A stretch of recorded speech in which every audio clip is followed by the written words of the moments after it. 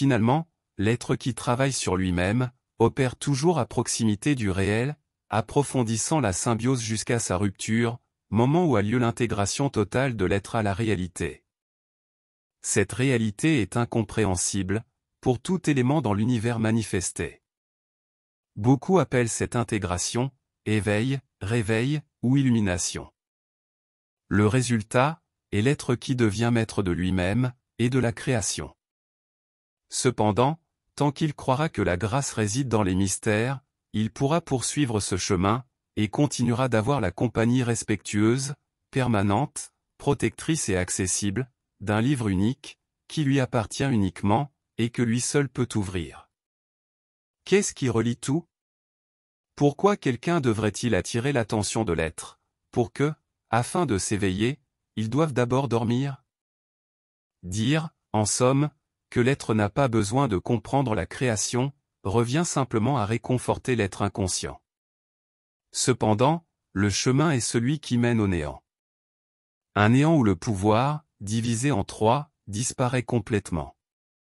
Présence, puissance, et même la science, deviennent totalement inutiles.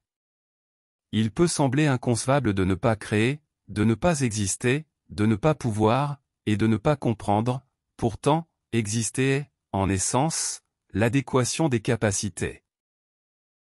Et l'être n'existe que dans le tout, surgissant du néant. Le tout est l'être qui s'y adapte.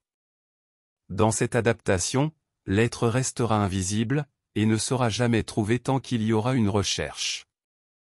Surmonter les évidences, accorde à l'être la victoire sur toute chose, et sa transposition conséquente. La simple observation, de la façon dont ce que l'être appelle vie se déroule, révèle un film qui n'est pas créé, mais représenté. La création, donc, n'existe pas, et ne soutient qu'un scénario, dans lequel les croyances et tout le reste trouvent leur justification. Cette création inexistante, maintient également les doutes et les mystères, qui à leur tour donnent du crédit à la création elle-même. L'être se consume dans la création, à mesure qu'il semble percer les mystères, ou se présente comme créateur d'artifices et de formules, pour expliquer la création ou une partie de celle-ci. Cependant, il ne se rend pas compte que la solution apparente d'un mystère, est en réalité, la porte d'entrée vers l'apparition d'autres, qui se multiplient à l'infini, comme dans le mythe de l'hydre de Lerne.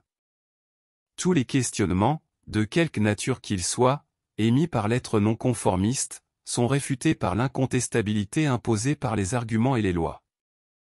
Toutefois, un regard attentif les dissout, lorsque l'être projette l'évidence sur eux, et refuse de se soumettre. Que l'être n'oublie jamais, la ligne de démarcation qui le sépare de la création. C'est elle qu'il doit rechercher. C'est en elle qu'il doit entrer. Et c'est en elle qu'il doit être. Le livre, et le silence. Silence. Ayez un four, construit de manière à ce que vous puissiez y maintenir un feu immortel, c'est-à-dire, une chaleur continue sans interruption, du début de l'œuvre jusqu'à la fin. Vous veillerez à y entretenir, une chaleur de 1er degré à l'entrée du nid.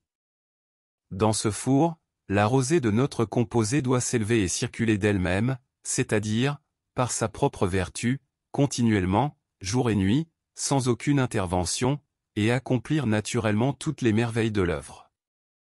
Dans ce feu, le corps mourra, et l'esprit sera renouvelé.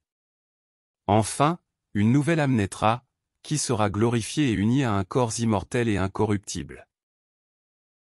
Ainsi, sera créé un nouveau ciel.